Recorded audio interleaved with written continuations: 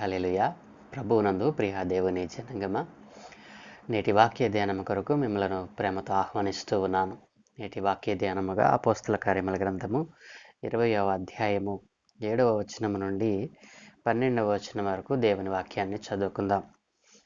ఆదివారమున మేము రొట్టె విరుచుటకు కూడినప్పుడు పౌలు మరునాడు వెళ్ళనయుండి వారితో ప్రసంగించుచు అర్ధరాత్రి వరకు విస్తరించి మాట్లాడుచుండెను. మేము కూడి ఉన్న మేడగదిలో అనేక దీపములుండెను.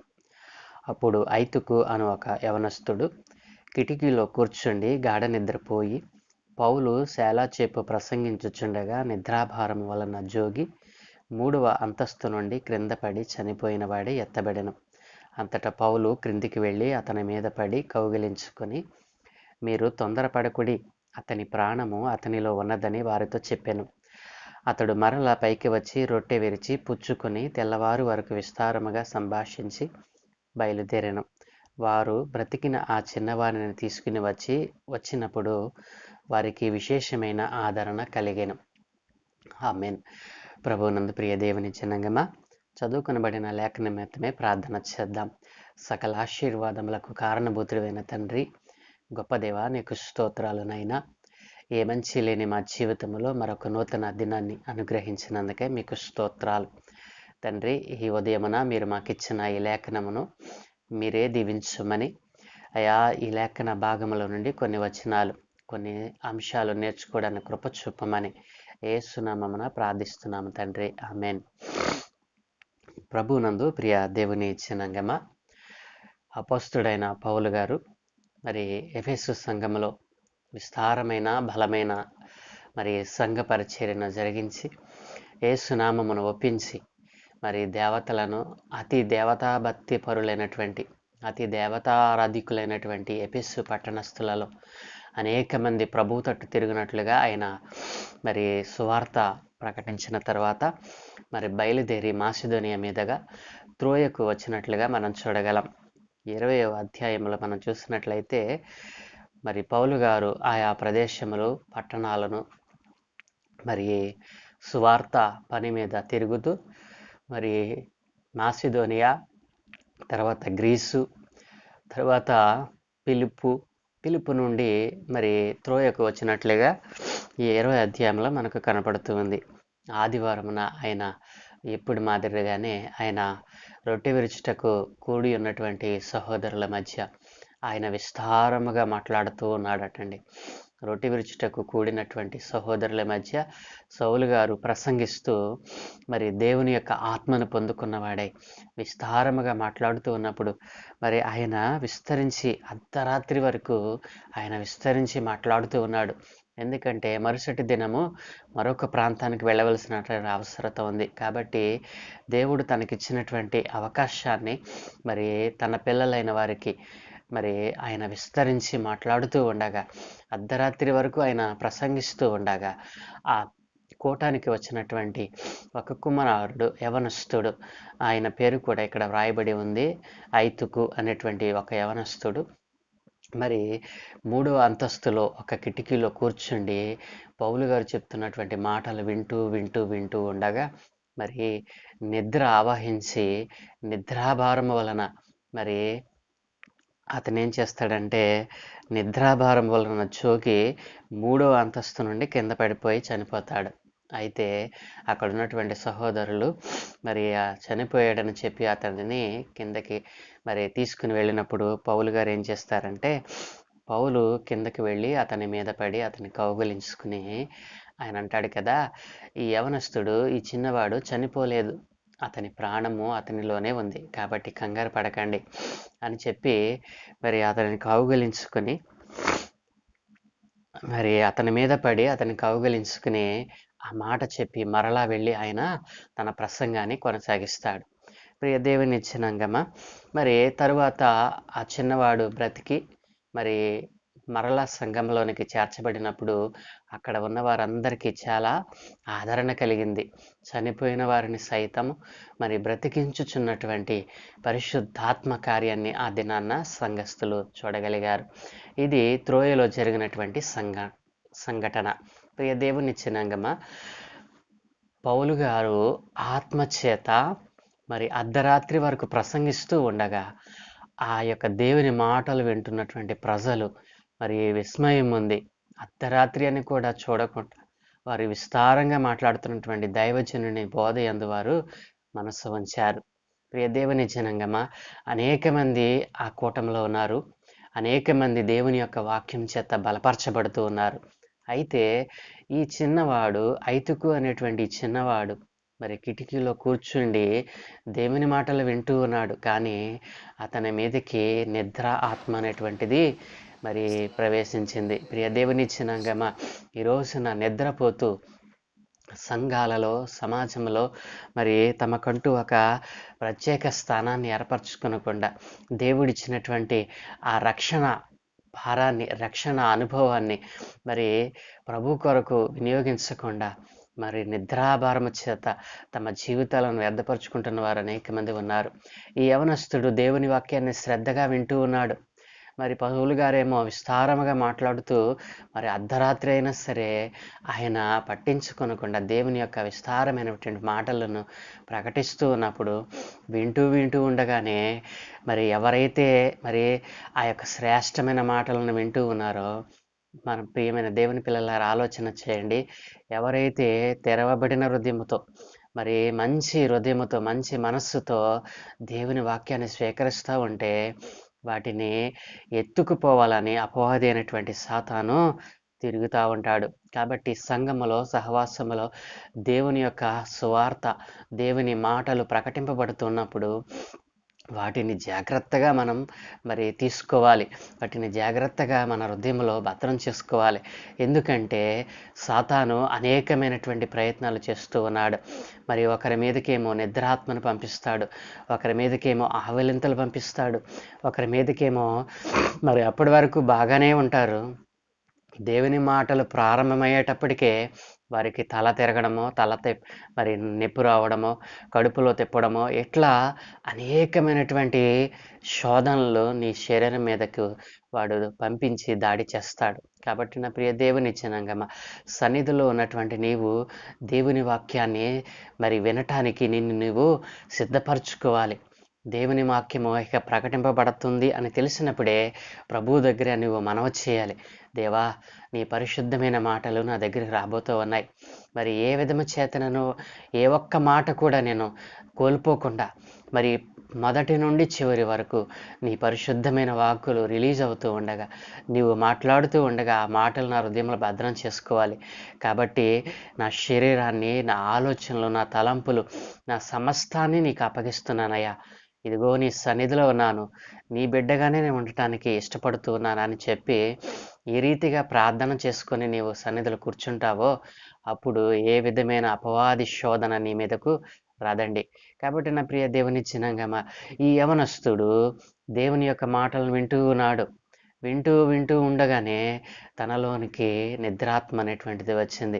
అపవాది దాడి అనేటువంటిది జరిగింది. మరి ఎప్పుడైతే మరి నిద్రాభారం వలన మరి కింద పడిపోతాడో, చనిపోతాడు. ప్రియ దేవుని జనాంగమా, ఈ రోజున అపవాది అనేక మంది మీద దాడి చేస్తూ ఉన్నాడు. ఈ రీతిగా సన్నిధికి వస్తున్నటువంటి వారు మంచి మనసుతో అక్కడికి వచ్చిన వెంటనే వారి హృదయాలను, వారి ఆ తలంపులను, ఆలోచనలను మరి దేవుని తట్టు ఉంచకుండా ఈ లోకము తట్టు తిప్పివేస్తూ ఉన్నాడు. కాబట్టి నీవు సన్నిధికి వెళ్ళినప్పుడు నీ ప్రవర్తన జాగ్రత్తగా చూసుకోవాలి. ఒకవేళ సన్నిధిలో నుండి నీ మనస్సును బయటకు పంపించావా, అపవాదికి నీవు చోటిచ్చినట్లే. దేవుని సన్నిధిలో వాక్యం ప్రకటింపబడుతూ ఉండగా నీవు అటు ఇటు చూస్తున్నావా, దేవుని మాటకు విధేయత చూపకుండా నీ హృదయాన్ని, నీ ఆలోచనలు, నీ తలంపులను సమస్తాన్ని కూడా బయట తట్టు తిప్పుతున్నావేమో ఒక్కసారి ఆలోచన చేయి.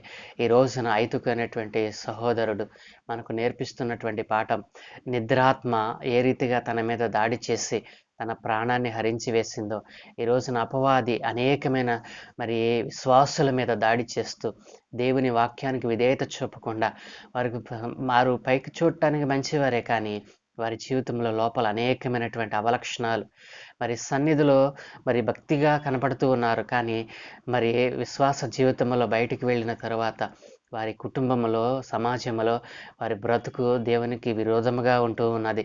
కాబట్టి ఈ రోజున ఈ విధమైనటువంటి అవలక్షణాలు మరి ప్రియ దేవుని జనంగం ఆనాడు ప్రవక్తలకే మరి అపవాది శోధన మరి తప్పలేదు. ప్రియ దేవుని జనంగం మనం ఆలోచన చేసినట్లయితే యోనా ప్రవక్త మరి దేవుని యొక్క మాటకు అవిధేయత చూపి మరి దేవుడు ఎల్లమన్నా మరి పట్టణానికి వెళ్ళకుండా తను దేవుని మాటను ధిక్కరించి వేరే ఒక ప్రదేశానికి పారిపోతూ ఉన్నప్పుడు జరిగిన సంఘటన ఏంటండి, మరి ప్రమాదకరమైనటువంటి పరిస్థితి ఆ ఓడకు సంభవించింది.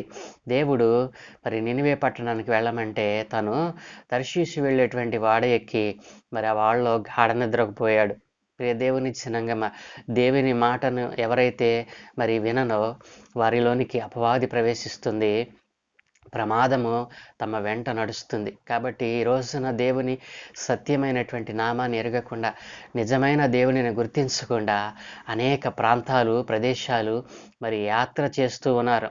ఆ యాత్ర చేస్తూనే యాత్రలోనే వారి జీవితాన్ని ముగించుతూ ఉన్నారు. ప్రియ దేవుని చిన్నగా ఆలోచన చేయండి.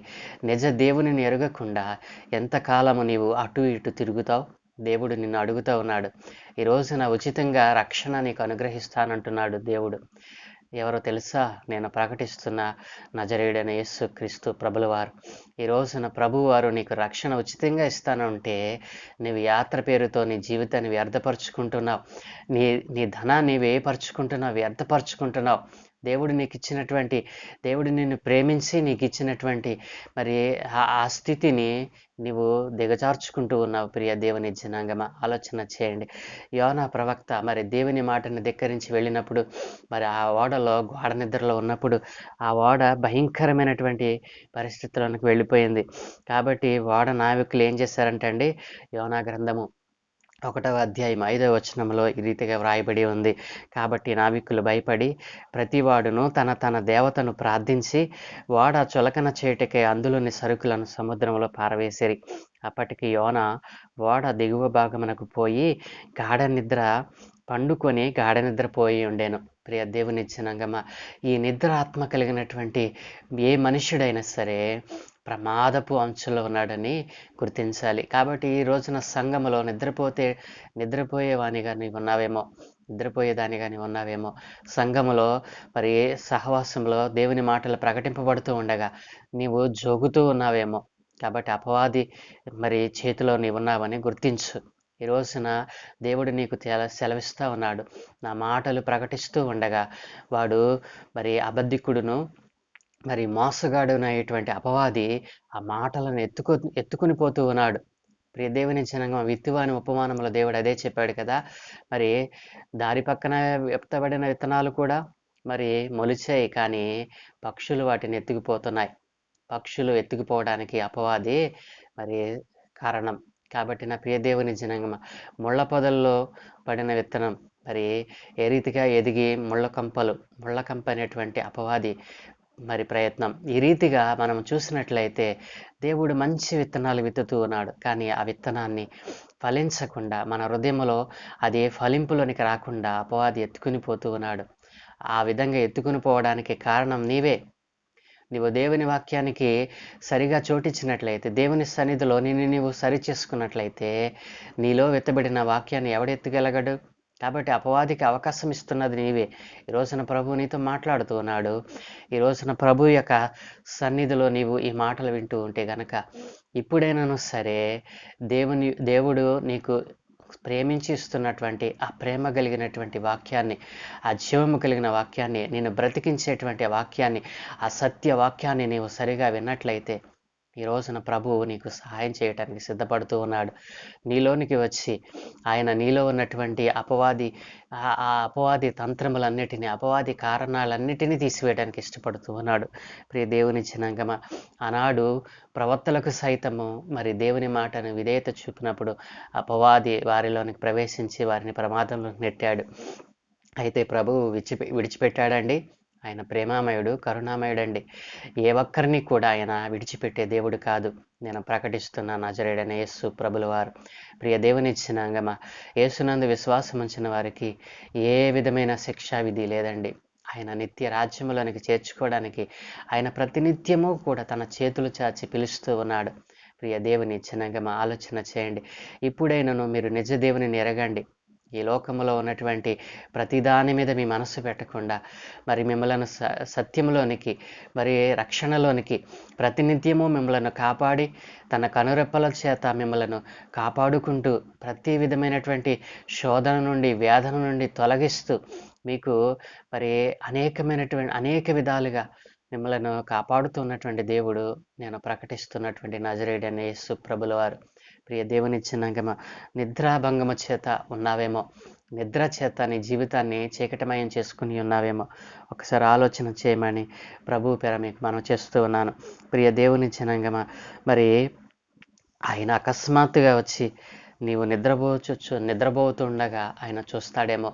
కాబట్టి నిద్రపోకుండా మరి ఆయన అకస్మాత్తుగా రాబోతూ ఉన్నాడు. నిద్రపోతూ నీవు ఉన్నట్లయితే ఆయన రాకడ సంభవము తప్పదు. కాబట్టి ప్రియ దేవుని జనాంగమా, నిద్రావస్థలో నీవు ఉన్నావేమో ఒక్కసారి నువ్వు పరిశీలన చేసుకొని మరి రాజుల సహితము అధికారుల సహితము మరి దేవుని యొక్క నామమునందు విశ్వాసం ఉంచి ఆ రోజున మరి రక్షింపబడ్డారు. ఈ రోజున నీవు నేను కూడా మరి నీ సంగతి ఏమిటి అని ప్రభు అడుగుతా ఉన్నాడు. ఇంకెంతకాలము నిద్రాభారము చేత నీవు నీ జీవితాన్ని వ్యర్థపరుచుకుంటావు?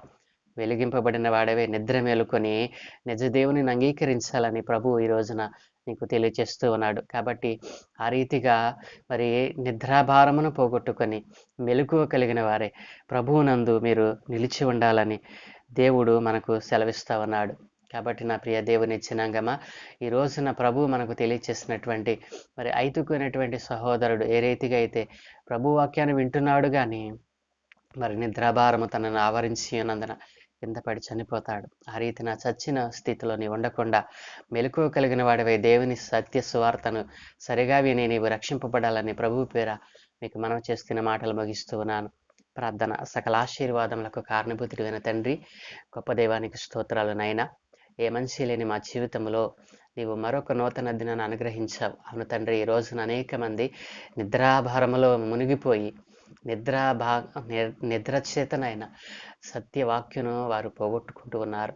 సంఘములో, సహవాసములో, సమాజంలో వారు పేరు కలిగిన వారే కానీ వారి జీవితంలో వెలుగు అనేటువంటిది లేదనైనా.